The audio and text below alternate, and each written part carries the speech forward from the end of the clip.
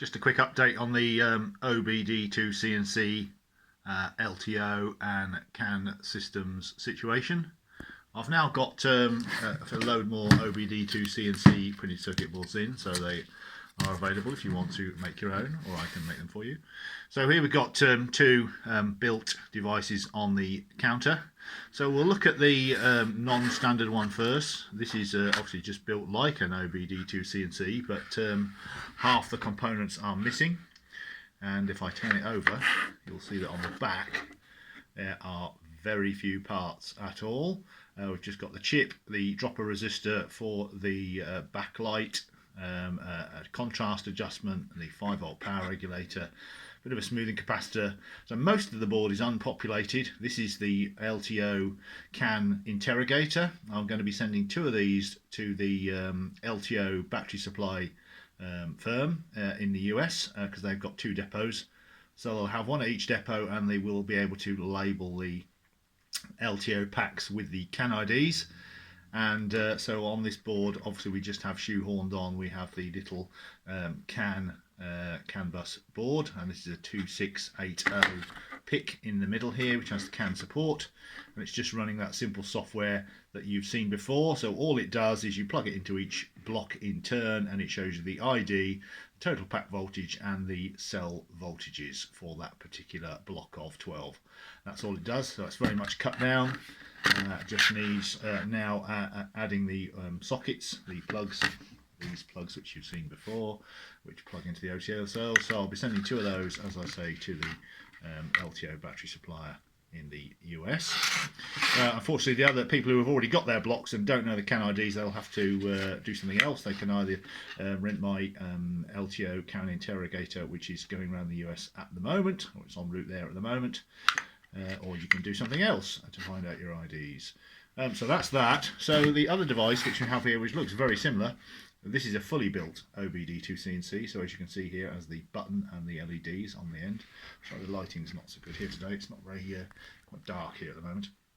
So if I turn it over, you'll see that this one is fully populated with the normal OBDII/C&C parts. The switch resistors and the K and H line reception, transmission circuits, etc. And it's got all the screw terminals off the various connections. But again, this one has the Canbus board on, and that's wired in, and these blue and green wires here are the CAN high and CAN low, so they would connect off to the LTO Canbus. So my suggestion would be use a 7 or 8 core wire or something here instead of the normal 5 that we have, so that these wires can go through down to the OBD2 socket, and we can just add more pins to the socket if you want to make it truly plug and play. If you want to control the relay, you could either do that through extra wires down that way, and we could use one or two of these ports here to control the relay.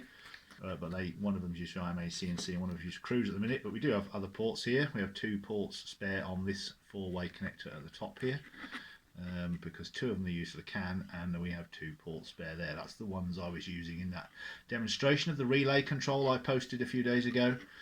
And also, if you wanted, you could perhaps just plug it in using a 3.5mm audio socket here and have your relay connected to that. So it's just a question of selecting which port, but probably this one here at the top is going to be easiest because that's already configured for that.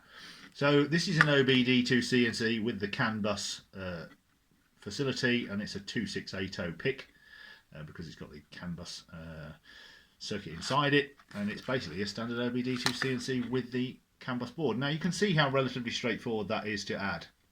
It's basically 6 wires, 2 wires there, the black and the red, they are the power supply, 5-volt supply, and you can see it gets that from that IC squared port there.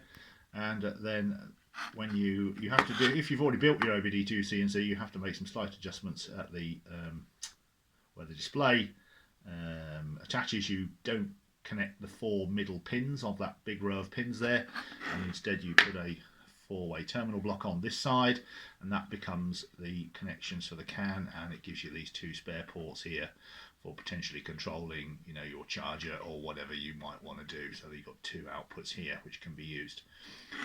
So if you just want to just use a blank printed circuit board, you can just copy exactly what I've done on this one here.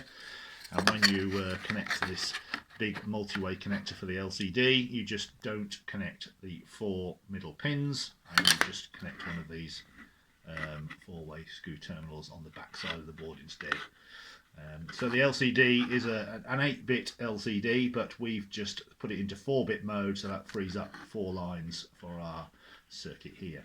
So you can see there's not really much to add. Again, it's very simple. As I said, so you've got the power supply, and then you've got the CAN receive and transmit lines going off to this connector at the top, and then you've got the CAN high and CAN low connections which would connect to the LTO bus. So as I say, I can build these if people want them, and the cut down version, 2 of those are going off to the LTO supplier as I mentioned, and I do now have a lot of the OBDII boards in stock. I'm just waiting for some cases to arrive, and then I can send these two over to the US. Just got to finish wiring up those. So that's where we are with the OBDII&C LTO. Obviously still quite a lot of work to do on the software for this, but obviously you saw the proof of concept where it was controlling the charger in response to the cell voltages, and that just needs obviously more work on that to make that rather more sophisticated. That's where we are at the minute.